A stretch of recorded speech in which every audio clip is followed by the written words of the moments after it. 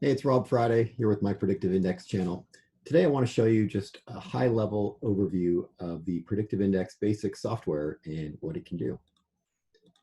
So the assessment suite is composed of three main parts. You've got the job assessment, which helps us identify the behavioral and cognitive demands of a role.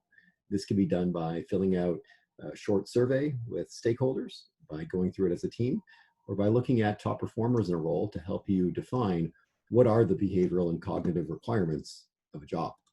Next, we've got the behavioral assessment. This is a short survey, takes on average about 6.5 minutes, and tells you about the drives and needs of the potential candidate. You use that to compare against the target to know what questions to ask to see about the fits and gaps.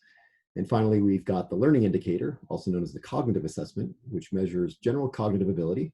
That's a 12-minute timed assessment that measures a person's capacity to answer complicated questions under tight timelines. So there's 50 questions, 12 minutes. Questions are of varying difficulty in different areas, verbal, numerical, and abstract. And depending on how the person does in relation to the requirements of the job, it gives you another window into that person's capacity to do the type of work you're looking for. So quick history of Predictive Index. It was founded by Arnold Daniels. You can see him on the right here. Arnold was a bombardier in the Second World War, and the US Army Air Corps at that time was using assessments to try to curb mortality rates.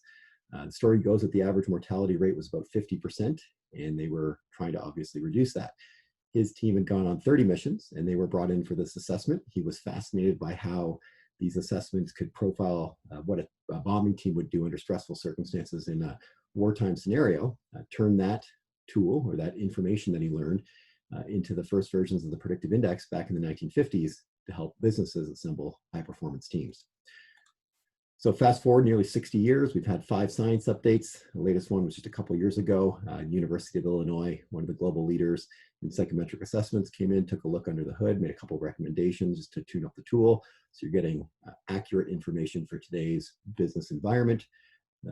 There's over 18 million assessments done. We get over 3 million done every year, over 350 validity studies. We operate globally in many different languages in over 140 countries. And we have the assessment available in over 70 languages, including Braille. The Predictive Index Behavioral Assessment is, as I mentioned, pretty quick and painless. Only takes on average about 6.5 minutes. There's no right or wrong answers. It is scientifically validated for use in over 70 languages. The assessment itself measures 4 main behavioral drives and 1 secondary construct. The 4 drives are dominance, the drive to exert influence on people or events; extraversion, the drive for social interaction with others in the workplace; patience is the drive for consistency and stability; and formality is the drive to conform to rules and structure. And then the secondary construct, objectivity, basically measures the degree to which a person prefers objectivity or intuition in decision making. The cognitive assessment, as I mentioned, is 12 minutes, timed. So this one is a test. Higher scores are better. Obviously focusing on getting the right score for the role and matching cognitive requirements of the position to the candidate, making sure they have the capacity to ramp up quickly. This is really, I like to say, the raw horsepower. How fast can a person learn? How quickly can they get up to speed to do a job?